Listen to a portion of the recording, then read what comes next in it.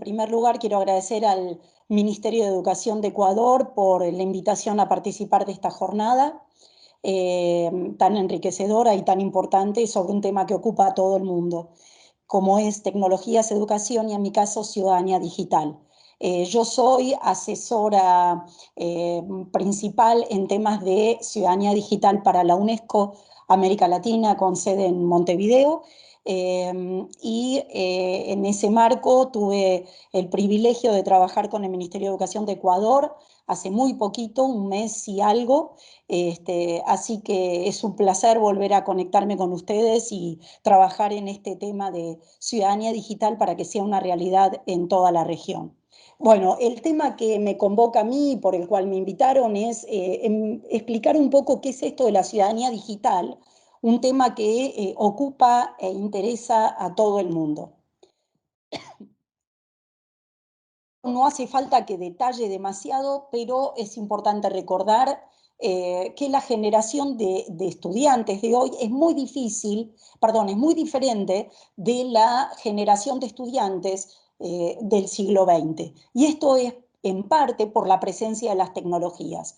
Las tecnologías han transformado todas las actividades que realizan los estudiantes en su vida diaria.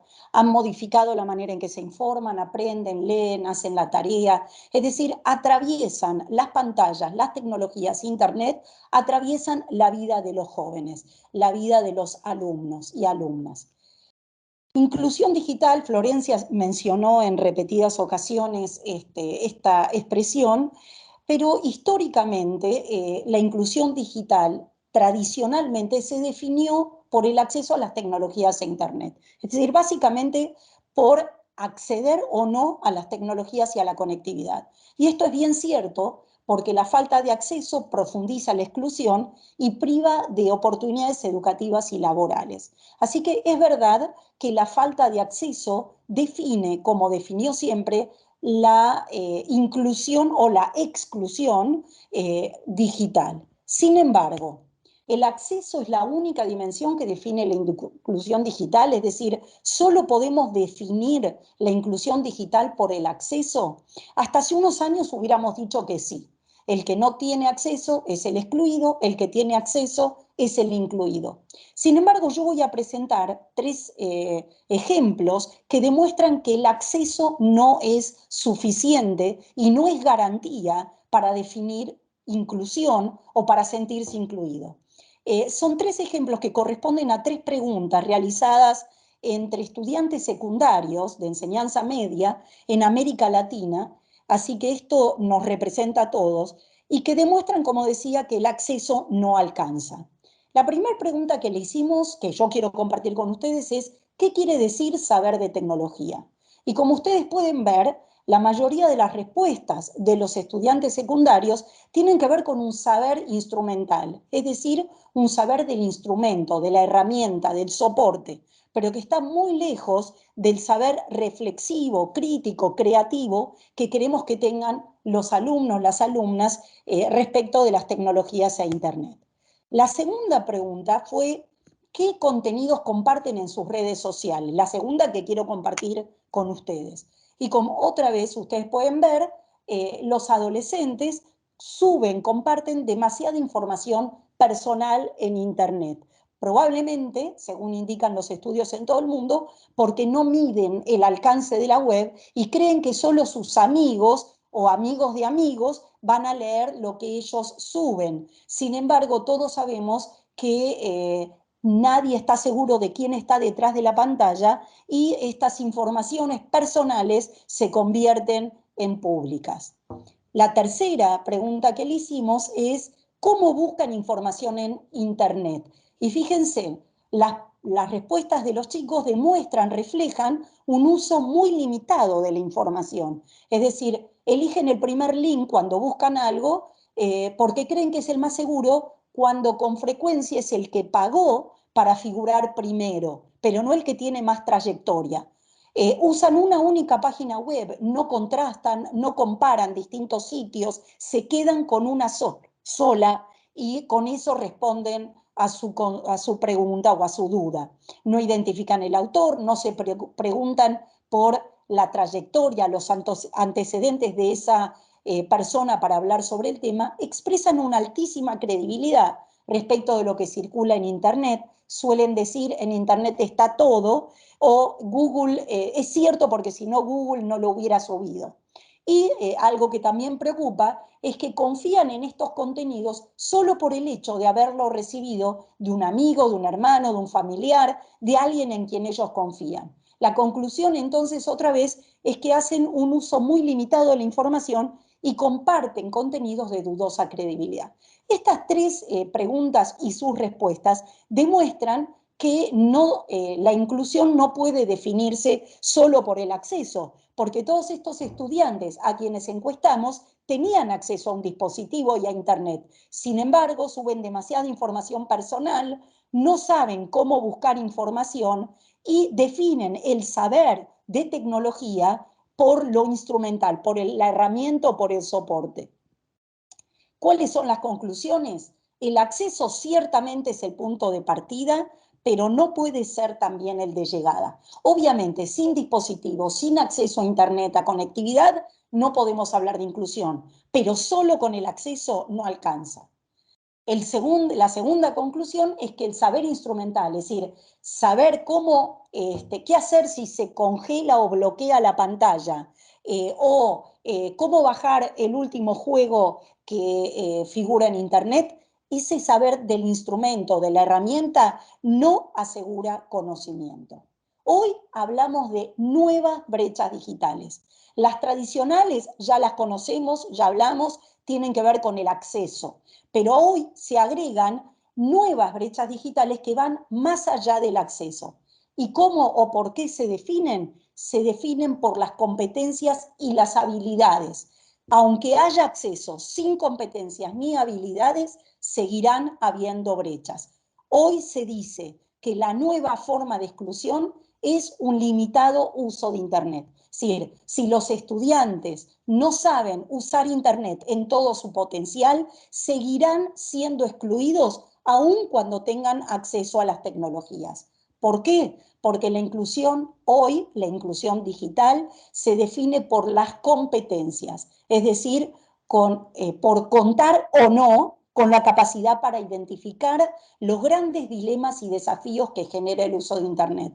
Porque la utilización de Internet obviamente que tiene o genera enormes oportunidades. Yo misma no podría compartir con ustedes este espacio si no fuera gracias a las tecnologías y a Internet. Pero también Internet, el uso de las tecnologías e Internet supone dilemas, supone nuevos problemas, nuevos interrogantes y nuevos desafíos. Y aquí es como llegamos a la necesidad de hablar de un ciudadano digital.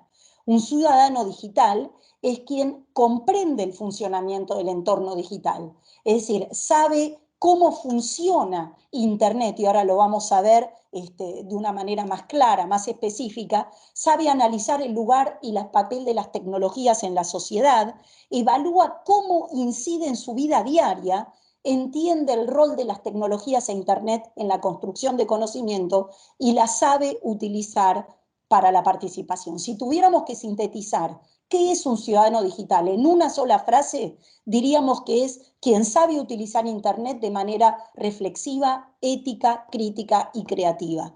Esto es lo que queremos promover entre los estudiantes, que sean ciudadanos digitales capaces de entender el funcionamiento de Internet y utilizar las tecnologías de Internet de manera crítica, ética y creativa.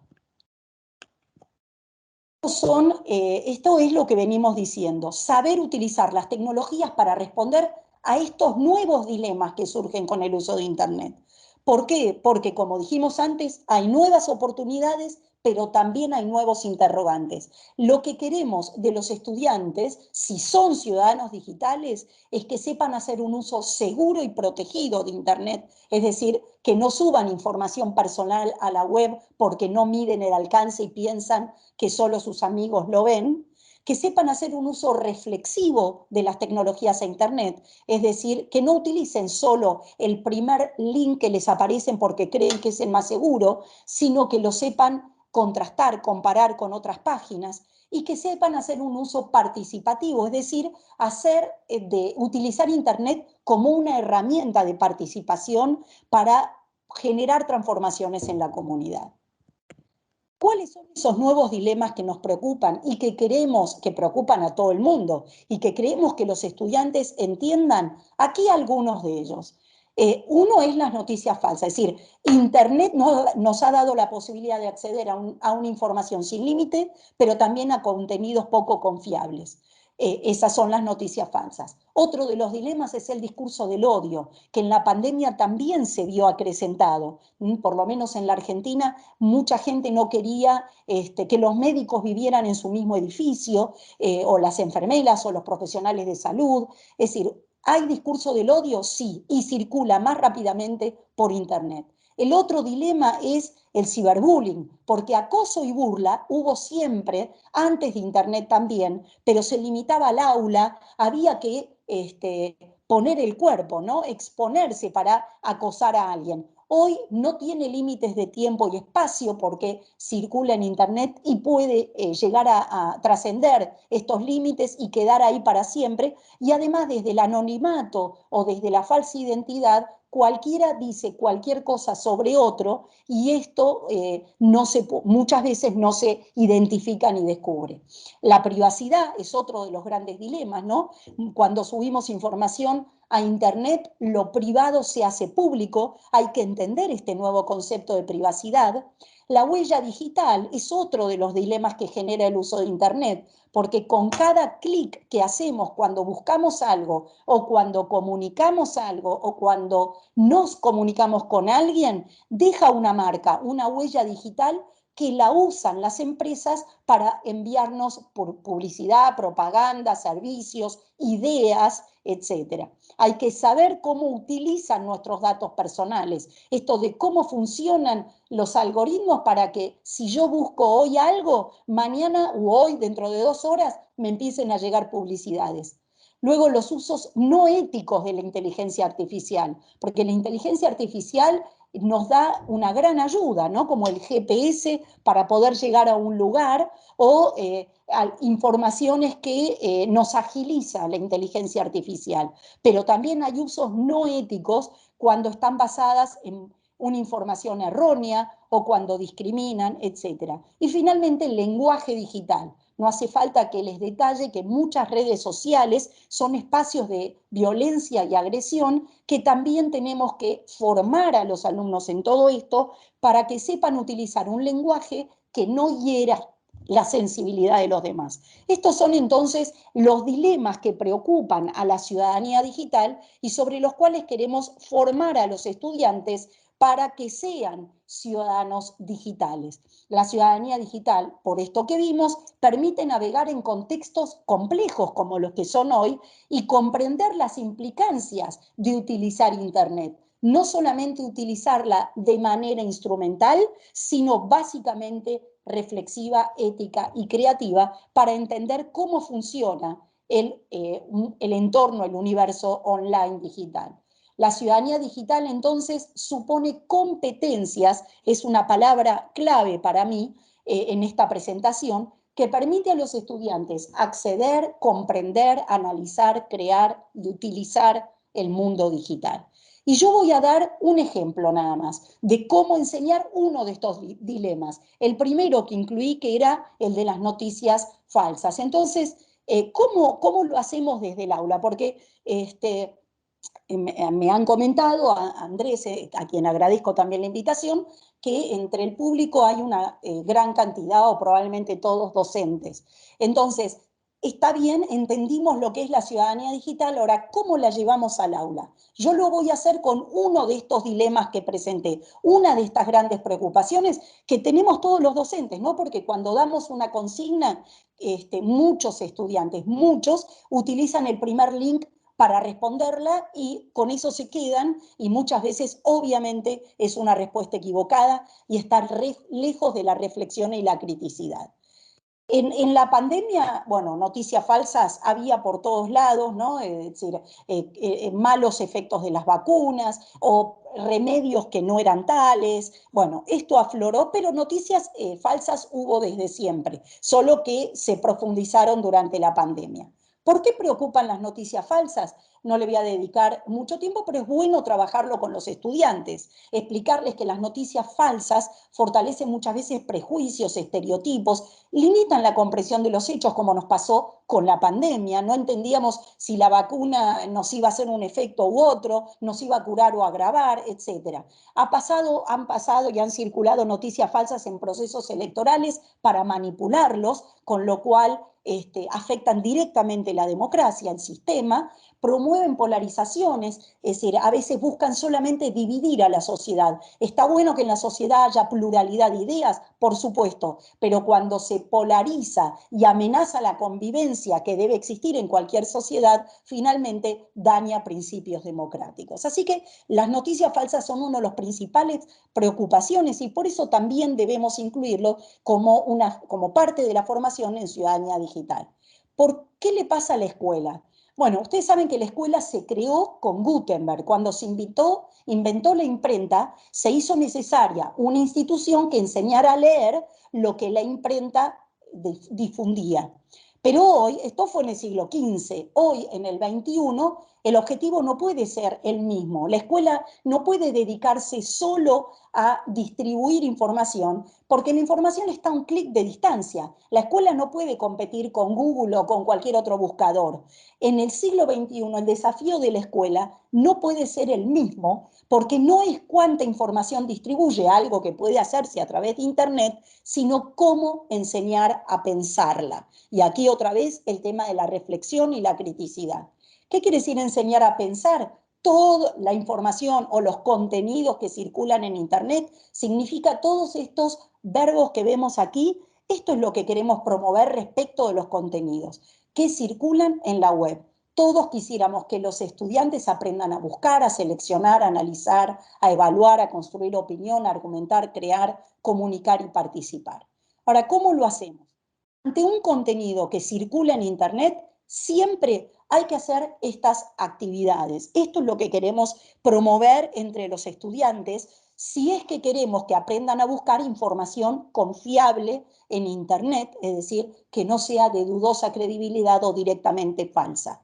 ¿Esto qué significa? Es identificar al autor, analizar las fuentes, comprender a qué género, porque no es lo mismo una publicidad que una información, no tienen intencionalidades diferentes, evaluar qué argumentos y evidencias presenta, comparar con lo que dicen otros, relacionar el título con el texto, porque vieron que muchas veces leemos un título, nos impacta y resulta que después decimos, pero esto no tiene nada que ver con el texto. Bueno, ahí tenemos que empezar a desconfiar y analizar las imágenes porque muchas veces son manipuladas o están fuera de contexto. Concretamente, estas son las preguntas que todos, docentes y estudiantes, pero aquí estamos hablando básicamente de los estudiantes, deberían formularle al texto en el marco de una ciudadanía digital que busca enseñar a buscar, seleccionar y utilizar de manera reflexiva la información o los contenidos que circulan en Internet. Aquí es lo mismo que decíamos antes, pero puesto en términos de preguntas. ¿Cuáles son los riesgos? Yo voy a compartir con ustedes dos riesgos de las noticias falsas que también hay que trabajarlo con los estudiantes. Esto es un hecho que pasó en México. A veces el riesgo de utilizar noticias falsas directamente llevan a veces a la muerte, ¿no? Porque en este caso, un joven en México, influenciado por rumores de WhatsApp o por noticias falsas, directamente participó de un linchamiento, entonces, o fue linchado, mejor dicho. Entonces, realmente esto es muy grave, el tema de las noticias falsas. Pero vamos a ver otro de los riesgos. Y esta es una historia muy breve que voy a contarles que le sucedió a una periodista británica de un prestigioso diario inglés, The Guardian, que ella contaba que puso en Google, ¿sucedió el holocausto? Y resulta que el primer link que le aparecía, la primera página web o sitio web que le aparecía en el buscador, era de un movimiento neonazi llamado Stormfront, un grupo que obviamente negaba el holocausto.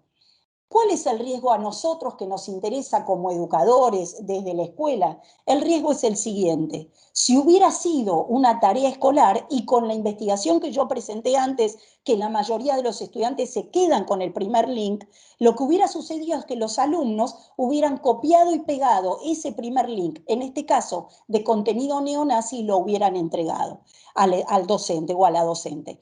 Este es un riesgo muy grave. Alcanza con que un estudiante elija ese primer link, imagínense que fuera una tarea en la clase, y entregue un contenido nazi que niega el holocausto, como para que es suficiente motivo, uno solo, es suficiente motivo para que tengamos que preocuparnos por enseñar a buscar información confiable y distinguirla de noticias falsas o distinguirlas de los grupos, ir a analizar el autor, que en este caso, si lo hubieran analizado, su trayectoria, su historia, sus antecedentes, los estudiantes hubieran tomado conciencia de que se trata de un grupo nazi. Entonces, esto es lo que hace la ciudadanía digital en relación a todos los temas. En este caso, proponemos, la ciudadanía digital propone un nuevo concepto de alfabetización. Hasta hace unas décadas decíamos que una persona alfabetizada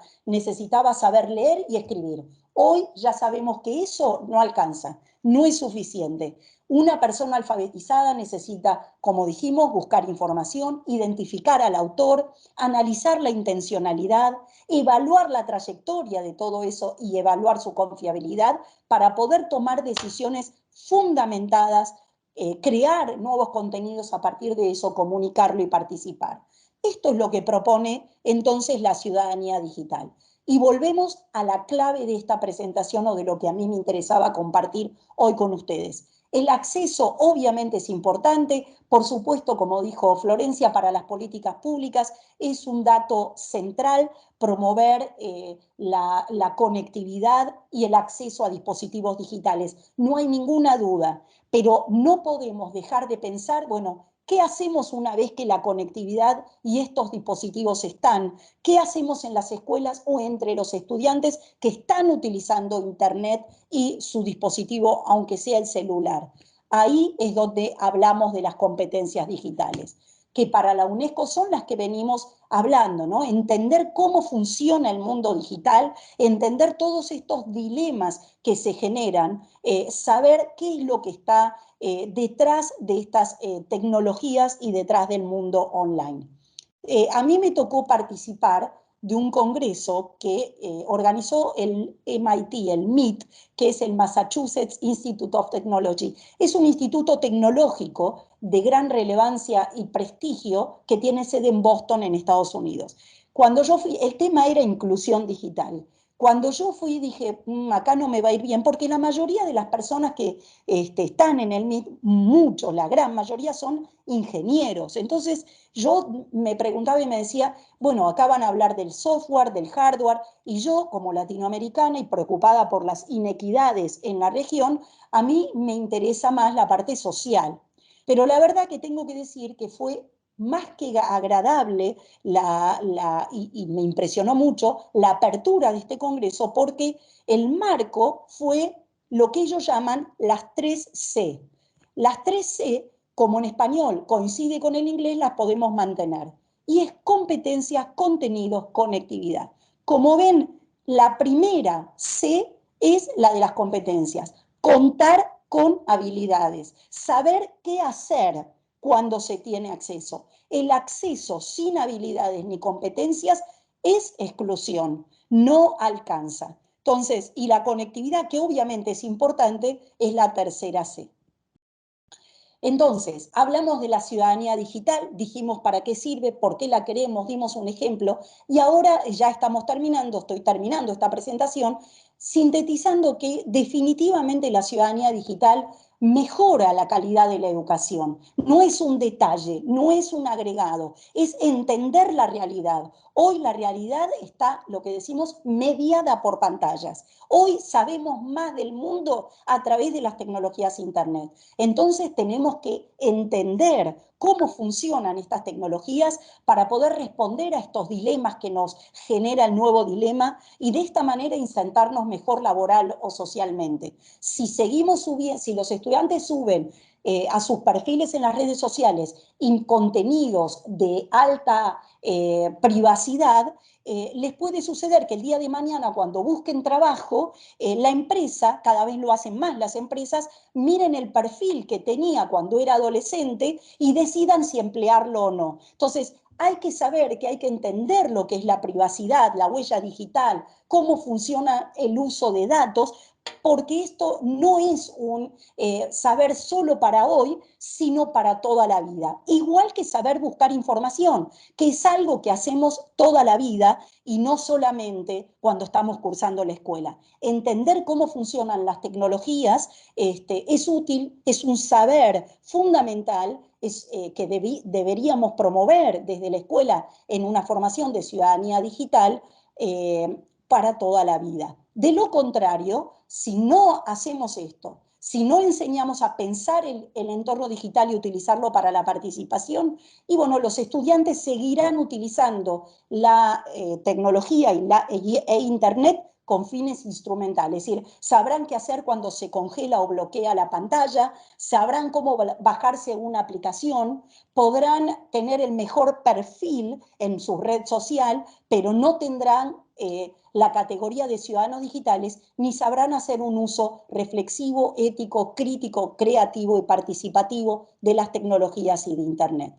Para terminar, yo quiero volver a esta expresión, nativos digitales, que es una expresión que nació en los años 2000 para caracterizar, para definir a una generación que ya nacía con las tecnologías por oposición a nosotros, los adultos, como inmigrantes digitales. Pero ¿por qué la pongo entre preguntas, signos de pregunta? Porque hoy, ya desde hace varios años, se está desterrando, se está anulando, se está cancelando esta expresión. ¿Por qué? Porque no podemos llamar nativos digitales a los adolescentes o a los chicos solo por haber nacido un determinado año o pertenecer a una determinada generación. Solo podemos llamar nativos digitales a niños y adolescentes que sepan hacer un uso seguro, reflexivo, creativo, participativo, que cuenten con las competencias para hacer estos usos. Si un alumno o alumna sigue utilizando el primer link y no compara distintos sitios o no investiga quién es el autor, si sube demasiada información personal